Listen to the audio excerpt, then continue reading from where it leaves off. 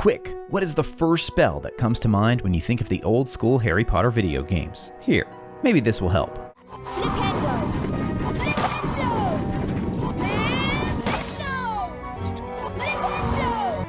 Flipendo! Flipendo! So where did this charming but simple spell, also known as the knockback jinx, even come from? The actual incantation, Flipendo, first appeared in the Harry Potter and the Philosopher's Stone video game in November of 2001. It's actually possible it was used by both Lupin and Snape in the original book series, but more on that in a bit. In today's video, we're going to take a look at the history of Flipendo, where it came from, and should it be considered as part of the Harry Potter canon. Of course, it's by far one of the most memorable spells among fans of the video games and has appeared numerous times since its first appearance in 2001. In fact, it even appears in Harry Potter Hogwarts Mystery, a mobile title from Jam City that originally released in 2018. Harry Potter Hogwarts Mystery is still being actively supported today, and I'd like to thank Jam City for kindly sponsoring today's video. In Harry Potter Hogwarts Mystery, you can customize your own character, choose your house, and live out magical moments as a student at Hogwarts. I'm hosting my own sweepstakes, and you can win a $25 Amazon gift card, so stick around to find out how to win. In Harry Potter Hogwarts Mystery, you have the freedom to create a custom character that feels like you with a wide range of diverse hairstyles and outfits to unlock. Of course, you guys already know my favorite house is Gryffindor. I've always had that strong bond with the trio of Harry, Ron, Hermione, and the bravery this house represents. You'll get to interact with Professor McGonagall as your head of house, and because of the time period, you'll also get to interact with your favorite characters from the movies and books like Dumbledore, McGonagall, Snape, the Weasley twins, Dobby, and even my favorite magical creatures from the Fantastic Beasts films. So to win that $25 Amazon gift card, all you have to do is download Harry Potter Hogwarts Mystery using my affiliate link in the description below. Then screenshot your character getting sorted, and to let me know which house you get, tag me over on Twitter at RetroRaconteur, and I'll be selecting a random person from those who reach out and tag me to receive a $25 Amazon gift card. Now, if we manage to hit 200 downloads, I'll give away an additional $25 gift card to another random entry. Once again, thanks to Jam City for very kindly sponsoring today's video. As for the history of Flipendo, we'll first look to those who made the game. No Wonder developed the title for PC, and who better to ask than one of those who actually worked on the title. That's exactly what fellow YouTuber Flandrew did when he reached out to one of the designers who worked on Philosopher's Stone for the PC. Christo Wichitich spoke with Flandrew and told him that all of the spells were in fact provided to them by J.K. Rowling. They actually had a special book just for them that was considered top secret at the time. This book essentially became their spell catalog, and they were only allowed to use the specific spells that were provided. Rowling had given them 5 that could be used by Harry in year 1, and they ended up using all 5 of them.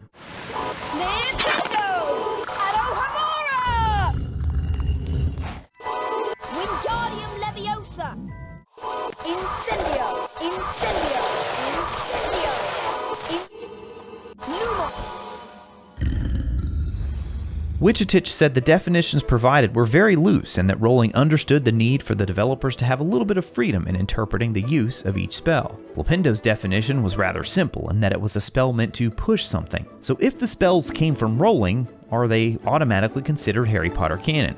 First off, what does canon even mean exactly, especially years after the original books and now that we've seen numerous video games, movies, a stage play, and more? What even is canon? You might be surprised to see that even if we start with a book definition, it doesn't immediately make things more clear. Merriam-Webster actually has 5 definitions of the word, and most of them are relating to religious questions, and in fact 3 of these definitions contain even more than one explanation. For the world of Harry Potter, it probably makes the most sense to start with this option here: the authentic works of a writer, or possibly the additional section here which adds a sanctioned or accepted group or body of related works. Truth be told, canon is actually pretty subjective, but ultimately it all has to start with the original creator. The Harry Potter lexicon has been chronicling the wizarding world for more than 20 years and has long been considered a reliable source among fans. They state on their website that they have always focused only on what Rowling herself created. Thus, their definition of canon is as follows: information which has come directly from J.K. Rowling, in either written or spoken form, is considered canon. All other sources, including the film version from Warner Brothers, are not considered official or canon. although some information from them is included in the lexicon if it can be verified as coming from Rowling herself. They then break things up into 4 categories: primary canon, secondary canon, other writings by Rowling, and finally, tertiary canon. Primary canon comes purely from the 7 books of the original series and nothing else. Secondary canon adds other Wizarding World books written by Rowling. 2 of these, Book of Spells and Book of Potions, were augmented reality video games for the PlayStation 3, which took advantage of the PlayStation Move controller. Other writings by Rowling the lexicon takes into account for canon are the original version of her website, her current website, her Twitter feed, and Pottermore, which is now known as wizardingworld.com.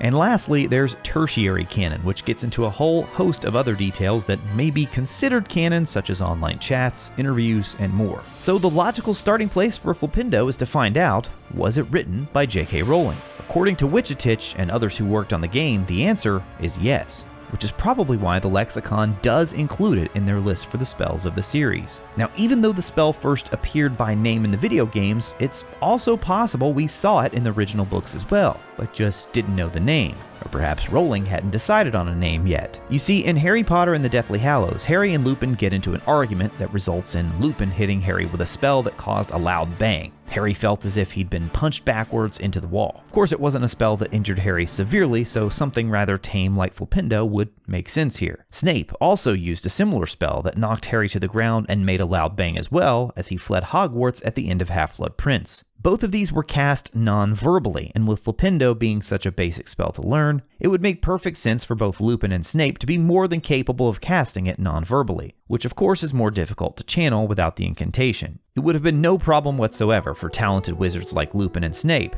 not to mention that they both truly did not want to harm Harry. The lexicon also mentions that Flipendo once appeared in the Pottermore Dueling Club, and that it's also used by Draco Malfoy against Harry in Harry Potter and the Cursed Child. But even with its other appearances, Flipendo will always be known as a video game spell. In the original games, it served as a basic form of defense for Harry and was even used extensively in the final battle against Voldemort at the end of Philosopher's Stone. It was also used frequently in the game's puzzles. As far as the original movie tie-in games go, Flipendo would only appear in the first 3. From Goblet of Fire on, different spells were introduced. Looking back at the whole history of Harry Potter video games is actually pretty fascinating. If you'd like for a more in-depth look at the complete history of the Harry Potter video games, then you should definitely check out the video on the right side of your screen now, as I break it all down there. As always, thank you all so much for watching. I'll talk to you again soon.